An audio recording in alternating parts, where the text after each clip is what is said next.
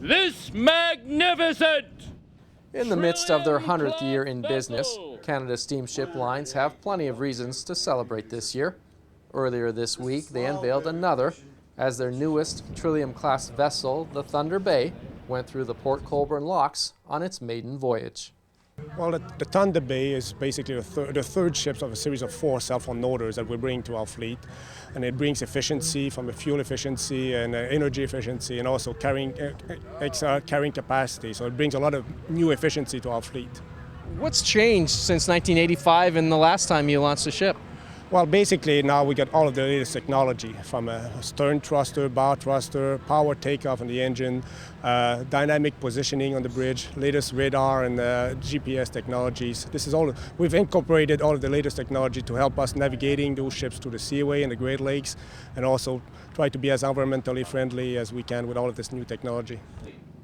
MP Rick Dykstra pointed to the removal of the vessel import duty as a major reason that companies like CSL are investing in new ships. The fact that the federal government took the duty off shipbuilding outside of our country, we hadn't built a private ship here in over 20 years, over 2 decades. So the fact that we see the Thunder Bay here this morning in Port Colborne is clear evidence that the strategy worked, and more importantly that the industry is working, and there's a whole new era in the shipping industry in the Great Lakes and short sea shipping, but also a whole new era in the country in terms of the importance that shipping plays for our country. You spoke in your address about your education in regards to shipping. What are some of the things that really jump out at you now that you're fully immersed in it? I guess I really didn't have an appreciation for, since Confederation, the role that shipping has played in our country to move product from one side to the other, and also to across the rest of the world. We are, believe it or not, we are a country of merchants.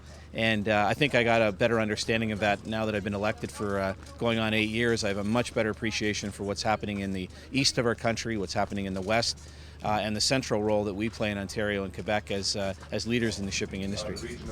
I know you were a big factor in getting a large contract out to Port Weller. I'd like to maybe get your opinion and some information out to the viewers in terms of what's going on there.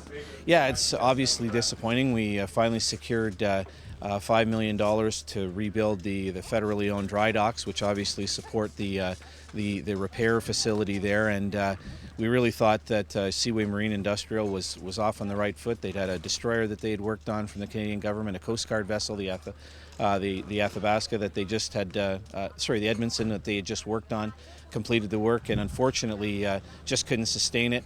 That investment, that federal investment for the dry docks, will have to wait until we get a partner in there to stay on the Great Lakes.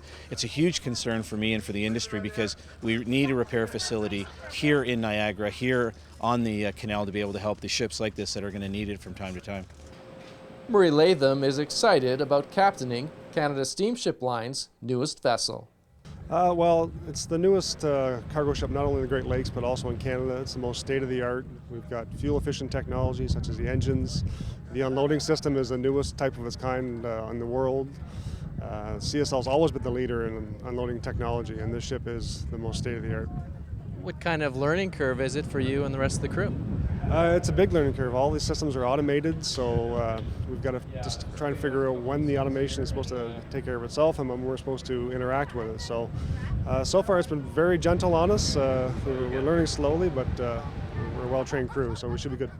What's this mean to you and the rest of the crew when you see the company investing back into the fleet?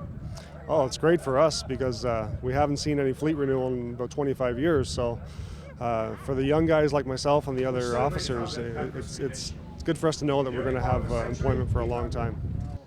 After the ceremony and public tours, the Thunder Bay is off to unload in Quebec City. In Niagara, you're watching The Source.